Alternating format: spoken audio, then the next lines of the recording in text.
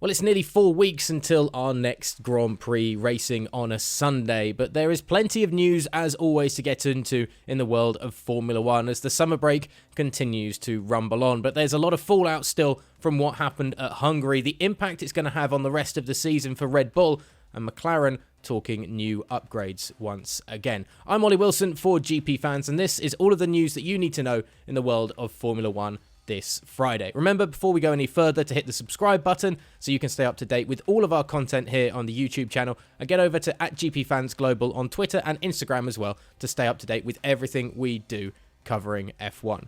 Now, let's dive into the news. Engine penalties are on the horizon for Red Bull, as team principal Christian Horner admitted there is little chance the team will be able to avoid them this season after the damage sustained at the last two Grand Prix in Hungary and Great Britain. Max Verstappen was forced to make a power unit change on Sunday in Hungary after a crack was discovered in the unit after Saturday's qualifying session, while Sergio Perez is now forced to take a new unit after the damage his car sustained after it became embroiled in the Turn 1 carnage caused by Valtteri Bottas last Sunday. With both Verstappen's crash at Silverstone and the incident in Hungary seemingly out of the constructors' control, Horner has admitted the possibility of penalties in the second half of the season due to the accidents are a sore spot for his team. When asked of the chances of his team being able to complete the season without taking a 10th-place engine penalty, Horner replied, very little. And that's hugely frustrating for Honda, because it's not due to reliability, it's because of accidents that we haven't caused. They're feeling the brunt of this as well, as are we on the chassis side, and it's not to be underestimated. Despite a quick fix job under the red flags on Sunday, Max Verstappen contested the majority of the Hungarian Grand Prix with significant floor damage and without the barge board on the right-hand side of his car. Let's just say, I think Mick Schumacher had more downforce than Max, joked Horner about the incident. Able to find some positives from the race, the team principal added, "The mechanics lowered the pit stop time this year, certainly on our watches, so we keep fighting.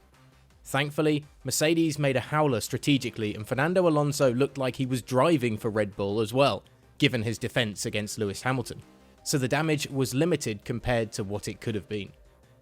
Elsewhere, McLaren have confirmed that they will continue to bring upgrades to their MCL35M going into the second half of the 2021 season, as they look to take their battle for third in the Constructors' Championship to Ferrari.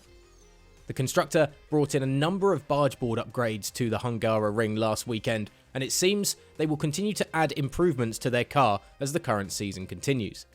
After Lando Norris's 15-race record of scoring points on a Sunday came to an end in Hungary, the team principal Andreas Seidel vowed that the team would come back stronger after the summer break, and now his racing director Andrea Stella has confirmed there is more to come in their car's development. They, the barge boards at Hungary, will not be the last upgrades of the season, said Stella. Simply because when you release upgrades, then it takes some time to produce them and for them to land trackside, so there will be a few more. And also in Formula 1, you always keep acquiring some information once you test the parts trackside, because you never get the perfect correlation with the department tools. So once you test some upgrades trackside, you normally get information for further fine-tuning, which doesn't necessarily require to go past the wind tunnel. You simply can adapt sometimes based on the CFD, for example, associated with what you learnt by testing parts trackside. So this upgrade in Hungary is not the last one. There will be some more tweaks that will be tested in future races. And finally, Fernando Alonso has clarified his not British remark as the Spanish driver weighed in his opinion on the F1 title fight this week. The two-time world champion has had numerous battles with Lewis Hamilton throughout his career and was once again racing with the British driver in the dying laps of Sunday's Hungarian Grand Prix. Before the action on track, however, last weekend, Alonso had responded to Max Verstappen's FIA press conference outburst, saying, "He is not British, so it always will be more difficult for him. So let's see." The comments raised eyebrows from fans and the media, but now the 40-year-old has clarified his words, saying, "I have the impression always that when things get a little spicy or tense in the title fight, this sport, it is a British environment. The teams are British, most of the journalists and media attention, TV crews, everyone comes from the UK.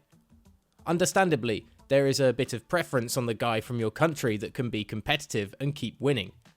It is what I felt when I was racing, and it seems I was the bad guy in Formula 1 when I was trying to fight against normally British guys.